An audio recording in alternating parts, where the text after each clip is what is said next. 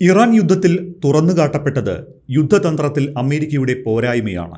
Season അനുസരിച്ചുള്ള വസ്ത്രം ധരിക്കണം എന്നതുപോലെ ഭൂപ്രദേശം അറിഞ്ഞുള്ള യുദ്ധതന്ത്രമായിരുന്നു വേണ്ടിയിരുന്നത്.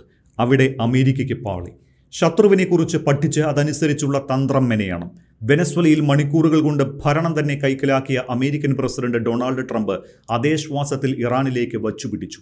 എല്ലാത്തരം അരിക്കും ഒരേ വേവല്ലെന്ന് ട്രംപിന് ആരും പറഞ്ഞു കൊടുത്തില്ലയോ എന്തോ. അടുപ്പത്ത് വെച്ച ഇരുമ്പുരുളിയിൽ വീണ പോലെയായി ട്രംപ്.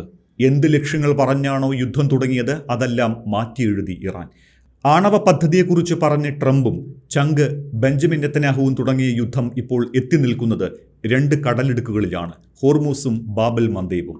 ആണവ പദ്ധതി പഴയ പോലെ തന്നെ. അമേരിക്കയ്ക്ക് നഷ്ടം കോടിക്കണക്കിന് ഡോളറുകളും ആയുധങ്ങളും.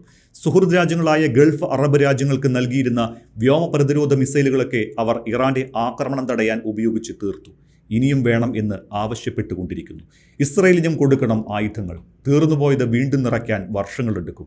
അങ്ങനെ ആയുധശേഷിയിൽ ദുർബലനായ അമേരിക്കയാണ് ഇപ്പോൾ ഇറാൻ നേരിടുന്നത്. ഇറാനുമായുള്ള തുടർച്ചയായ സംഘർഷത്തിന്റെ ഫലമായി മാത്രമല്ല അമേരിക്കയുടെ കയ്യിൽ ആയുധങ്ങൾ കമ്മിയായത്. അമേരിക്കയുടെ ചില താൽപ്പര്യങ്ങളും അതിൻ്റെ പ്രതിരോധ വ്യാവസായിക അടിത്തറയുടെ ശേഷിയും തമ്മിലുള്ള ഘടനാപരമായ അസന്തുലിതാവസ്ഥയാണ്. ശീതയുദ്ധകാലത്തിന് ശേഷം വലിയ യുദ്ധങ്ങൾക്ക് സാധ്യതയില്ല എന്ന് അമേരിക്ക അനുമാനിച്ചു. ആയുധങ്ങളുടെ കാര്യക്ഷമതയ്ക്ക് മുൻഗണന നൽകി. നീണ്ടതും തീവ്രതയുള്ളതുമായ യുദ്ധത്തിന് പകരം ഒരു വ്യാവസായിക ആവശ്യമായാണ് ആയുധ ഉൽപ്പാദനത്തെ കണ്ടത്. ഉക്രൈൻ ഇറാൻ യുദ്ധങ്ങൾ ഇതിലെ പരിധികൾ തുറന്നുകാട്ടി. ദശലക്ഷക്കണക്കിന് 155 mm പീരങ്കി ഷെല്ലുകൾ, പാട്രിയറ്റ് ഇന്റർസെപ്റ്ററുകൾ, ജാവലിൻ ടാങ്ക്, വേധ മിസൈലുകൾ, ഗൈഡഡ് മൾട്ടിപ്പിൾ ലോഞ്ച് റോക്കറ്റ് സിസ്റ്റങ്ങൾ അഥവാ GMLRS എന്നിവയുൾപ്പെടെ ഉക്രൈന് നൽകിയ തുടർച്ചയായ സൈനിക സഹായം US-ന്റെ ആയുധശേഖരം ആദ്യമേ കുറച്ചിരുന്നു. ഇസ്രയേലിനുള്ള നിരന്തരമായ പിന്തുണ, ചെങ്കടലിൽ ഹൂത്തികൾക്കെതിരായ ദീർഘകാല സൈനിക നീക്കങ്ങൾ, ഇറാനെതിരായ സൈനിക നടപടി എന്നിവ നിർണായകമായ ആയുധശേഖരം തീർന്നുപോകുന്നതിന്റെ വേഗത വർദ്ധിപ്പിച്ചു. ടോമോഹോക്ക് ക്രൂസ് മിസൈലുകൾ, പ്രിസിഷൻ സ്ട്രൈക്ക് മിസൈലുകൾ, പാട്രിയറ്റ്, താഡ്, ഇന്റർസെപ്റ്ററുകൾ, SM-3, SM-6 തുടങ്ങിയ നാവിക വ്യോമ പ്രതിരോധ മിസൈലുകൾ എന്നിവയുൾപ്പെടെയുള്ള അത്യാധുനിക കൃത്യതയാർന്ന ആയുധങ്ങളുടെ വലിയൊരു ഭാഗം ഇറാനെതിരായ സൈനിക നടപടിയിൽ ചെലവഴിച്ചതായി റിപ്പോർട്ടുകൾ സൂചിപ്പിക്കുന്നു.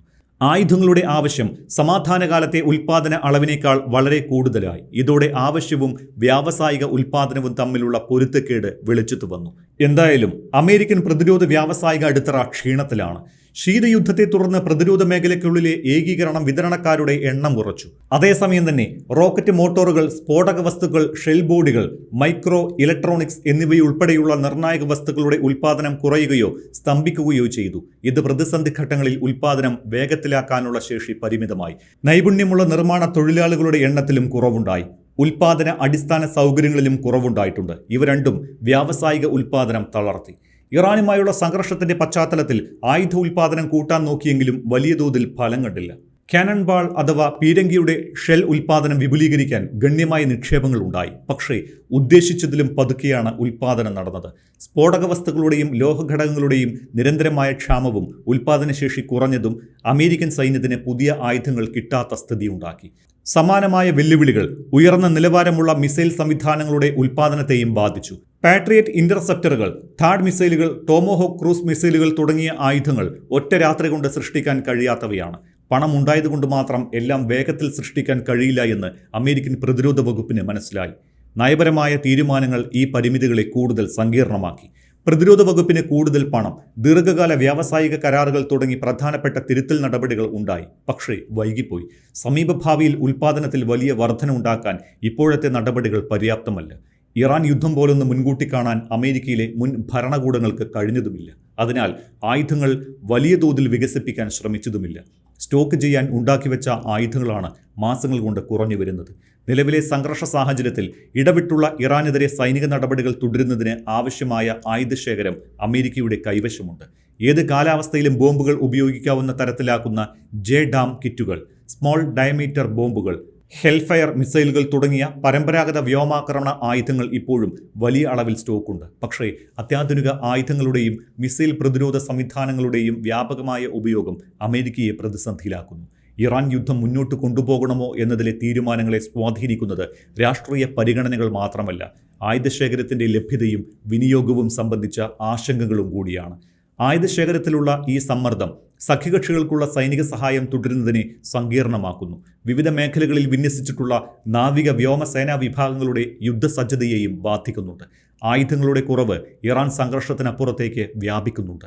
തായ്വാൻ വിഷയത്തിൽ ചൈനയുമായി സംഘർഷമുണ്ടായാൽ അമേരിക്കയുടെ കയ്യിലുള്ളതിനേക്കാൾ ശേഷിയുള്ള കൃത്യതയോടെ നയിക്കപ്പെടുന്ന യുദ്ധോപകരണങ്ങൾ ഉപയോഗിക്കപ്പെടും. അപ്പോൾ അത്തരത്തിലുള്ള ആയുധങ്ങളെ വെല്ലുന്ന ആയുധങ്ങൾ വികസിപ്പിക്കുകയും നിർമ്മിക്കുകയും വേണം. ഇറാൻ യുദ്ധത്തിൽ ഉപയോഗിച്ച് തീരുന്നവയ്ക്ക് പകരം ആയുധങ്ങൾ തന്നെ ഉൽപ്പാദിപ്പിക്കാൻ കഴിയുന്നില്ല. അതുകൊണ്ട് പുതിയ ആയുധ ടെൻഡർ വിളിക്കേണ്ടി വരും. ചൈനയ്ക്കെതിരായ അമേരിക്കൻ പ്രതിരോധത്തിന് വലിയ ക്ഷീണമുണ്ടാകില്ലെന്ന് അനുമാനിക്കാം. പക്ഷേ ഒരേ സമയം നിരവധി യുദ്ധമുഖങ്ങൾ തുറക്കുന്ന അവസരത്തിൽ അമേരിക്കയുടെ ആയുധശേഷി ശത്രുരാജ്യങ്ങൾ പരീക്ഷിക്കും. പരമ്പരാഗത ആയുധങ്ങളാകില്ല ഇനി സംഘർഷങ്ങളിൽ ഉപയോഗിക്കപ്പെടുക എന്നതും ഒരു വസ്തുതയാണ്. നിലവിലുള്ള ആയുധ വെടിക്കോപ്പ് ക്ഷാമം എന്നത് ആധുനിക യുദ്ധമുറകളും ശീതയുദ്ധാനന്തരമുള്ള അമേരിക്കൻ ധാരണകളും തമ്മിലുള്ള പൊരുത്തക്കേടാണ് വെളിപ്പെടുത്തുന്നത്. നിലവിൽ ആസൂത്രണം ചെയ്തിട്ടുള്ള രീതിയിൽ ഇറാനെതിരായ സൈനിക നടപടികൾ മുന്നോട്ട് കൊണ്ടുപോകാൻ ആവശ്യമായ ആയുധ സൈനിക ശേഷി അമേരിക്കയ്ക്കുണ്ട്. അത് ആക്രമണത്തിന് മാത്രം ഉദ്ദേശിച്ചുള്ളവയാണ്. ഇറാന് നേരിട്ട് അമേരിക്കയെ ആക്രമിക്കാൻ കഴിയില്ല. അതിനാൽ പ്രതിരോധത്തെക്കുറിച്ച് അമേരിക്കയ്ക്ക് ആശങ്കയില്ല. പക്ഷേ ഗൾഫ് അറബ് മണ്ണിലെ അമേരിക്കൻ സൈനിക കേന്ദ്രങ്ങളിൽ ഇറാൻ ശക്തമായി തന്നെ ആക്രമണം നടത്തിയിട്ടുണ്ട്. ആ രാജ്യങ്ങൾക്ക് പ്രതിരോധ മിസൈലുകൾ നൽകണം. പാട്രിയറ്റ് ഇന്റർസെപ്റ്റർ മിസൈലുകൾ നിർമ്മിക്കുന്ന ലോക്ക് ഹീഡ് മാർട്ടിൻ, റൈത്തിയൻ കമ്പനികളിലെ എഞ്ചിനീയർമാർ രാപ്പകലില്ലാതെ മിസൈലുകൾ നിർമ്മിക്കുകയാണ്. എന്നാലും പഴയ പോലെ മിസൈലുകൾ ആവശ്യത്തിന് നിർമ്മിക്കാൻ വർഷങ്ങൾ വേണ്ടിവരും. ഇറാനെ അമേരിക്ക ആക്രമിച്ചാൽ ഇറാൻ ഗൾഫ് രാജ്യങ്ങളിലേക്ക് മിസൈലുകൾ അയക്കും. പാട്രിയറ്റ് താഡ് പോലുള്ള ഇന്റർസെപ്റ്ററുകൾ അവയുടെ ജോലി ചെയ്യുകയും ചെയ്യും. അതായത് ഇപ്പോൾ പുതുതായി നിർമ്മിക്കുന്ന ഇന്റർസെപ്റ്റർ മിസൈലുകളും നിർമ്മാണത്തിന് ശേഷം നേരെ യുദ്ധഭൂമിയിലേക്ക് പോകുകയാണ്, ആയുധപ്പുരയിലേക്ക് പോകുന്നില്ല. ഭാവിയിൽ അമേരിക്കയ്ക്കെതിരെ നേരിട്ടുണ്ടാകാവുന്ന ആക്രമണങ്ങളെ തടുക്കാൻ പ്രതിരോധ മിസൈലുകൾ ഇല്ലാത്ത അവസ്ഥ വരും. ഇറാനിൽ അമേരിക്ക നടത്തുന്നത് അവരുടെ യുദ്ധമല്ല എന്ന് US ജനത തന്നെ പറയുന്നുണ്ട്. അമേരിക്കയ്ക്ക് ഒരു ഗുണവും ലഭിക്കാൻ ഇടയില്ലാത്ത യുദ്ധത്തിനായി ഇപ്പോൾ തന്നെ പൗരന്മാരുടെ കോടിക്കണക്കിന് ഡോളർ ഉപയോഗിച്ചു കഴിഞ്ഞു.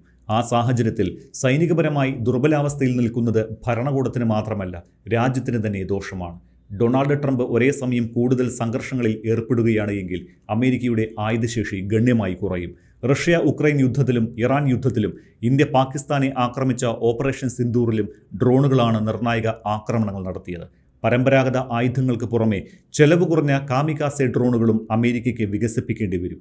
വലിയ സാങ്കേതിക വിദ്യയുടെയോ വില കൂടിയ കൺട്രോൾ സംവിധാനങ്ങളുടെയോ ആവശ്യമില്ലാത്ത ഡ്രോണുകളാണ് ഭാവിയിലെ ആയുധമെന്ന് പ്രതിരോധ വിദഗ്ധർ പറയുന്നുണ്ട്. ഇതിനു പുറമെ ചുമലിൽ വെച്ച് ഉപയോഗിക്കാവുന്ന മാൻപാഡുകളും ഉക്രൈൻ യുദ്ധത്തിൽ ഉപയോഗിക്കുന്നു.